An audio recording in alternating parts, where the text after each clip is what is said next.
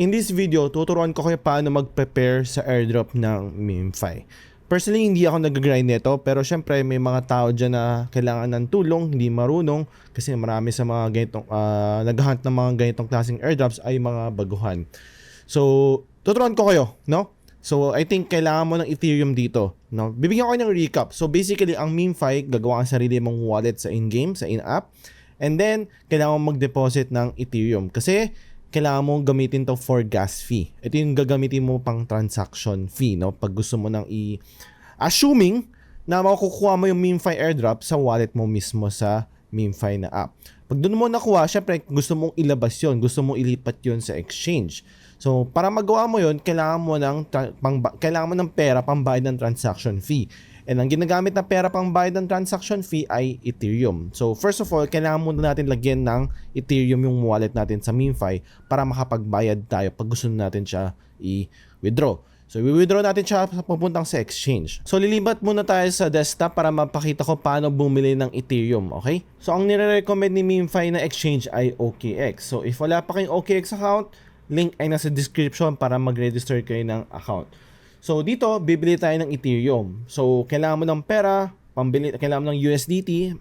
That's another tutorial ko pa kung paano mag-cash in, paano maglagay ng USDT sa account natin sa OKX. If wala pa OKX account, kailangan mo magpa-register and kailangan mo magpa-KYC. Submit ka ng government ID. And after that, kailangan mo lagyan ng USDT yung account mo. So via P2P yan. So magka-cash in ka. Ayan, meron na akong tutorial about dyan. Hanapin nyo na lang. So let's assume na meron ka ng USDT. Anong dapat mong gawin? So punta ka sa My Assets, kailangan mong ilipat. Assuming na USDT mo ay galing sa funding wallet kasi meron tayong different wallets dito. So kailangan yung USDT mo ay mapupunta sa trading wallet. So transfer USDT from funding to trading. For example, meron ako $800 dito. So kailangan din siya ilipat sa trading. Once na nilipat mo yan, it's either pwede ka mag-convert or pwede ka mag-spot. Pag baguhan kayo, baka medyo magulon kayo sa spot or so ipat na lang tayo kagad sa convert para mas convenient, mas mabilis sa inyo. So, from USDT. So, USDT ang pera natin. Exchange mo natin. Yan. Then, gusto natin ng bumili ng Ethereum. O, yan. So, meron ako 836. Fortunately, hindi mo na kailangang ilipat pa sa trading account yung pera mo. Kasi, meron siya pang toggle dito kung gusto mong gamitin yung USDT sa funding account mo or sa trading account mo. So, hindi mo na kailangang ilipat disregard mo na yung una kong sinabi. So let's say gusto mo bumili ng worth $5 ng Ethereum. But I think there's a minimum para makapag-withdraw. So just to be sure, no? Let's make $20. So 0.008, convert natin. Why not? Convert natin ngayon. Ayan, na-convert na.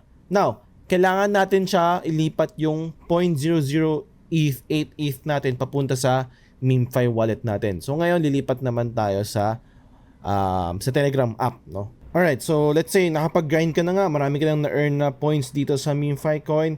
Lipat tayo sa wallet. If wala pang wallet dito, then kailangan mo mag-create ng seed phrase. Hindi ko na ilalagay yung referral link ko kasi wala na akong balak i-grind pa to, no? But syempre marami sa inyo matagal na nag-grind. So nasa Linea network tayo. So itong MemeFi under Linea network. At ang Linea network ginagamit pa rin niyang Ethereum pambayad ng gas fee. So gusto natin malipat yung 0.008 natin sa OKX papunta sa MemeFi wallet natin. So kailangan natin i-click yung deposit and then meron tayong makikitang address dito, right? So copy lang natin. So lipat tayo sa OKX para doon natin ipi-paste yung address natin dito sa MemeFi. Punta kayo sa assets, withdraw. Ayan. Then click natin yung Ethereum, on-chain, next. Then dito natin ipi-paste yung address natin. Ayan, click natin. Then, pili tayo ng select network, no? Ethereal network. Ito yung pinaka-importante, huwag kayong magkakamali. Since ang MemeFi ay nasa Linea network, kailangan natin puntahan or i-click yung Linea. Alright? Dapat parehas, no? Linea network, dapat pinutin natin is Linea din. Then, yung withdraw natin yung binili nating Ethereum, 0.008. So, meron tayong network fee. So, meron tayong konting babayaran. Click mo lang yung next. And then, yung mga address, ayan, passkey.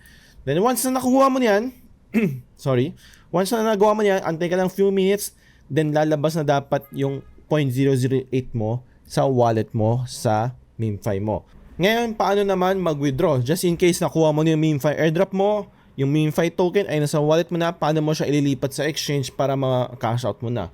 So, click natin yung withdraw, and then since wala pa tayong meme token, nakalagay dito withdraw ETH.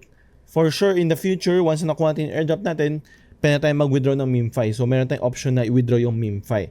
Now, ano yung address na nilalagay natin for MemeFi address? So, syempre, ang nirecommend niya is OKX pa rin. Let's just wait na ma-support ni OKX yung MemeFi.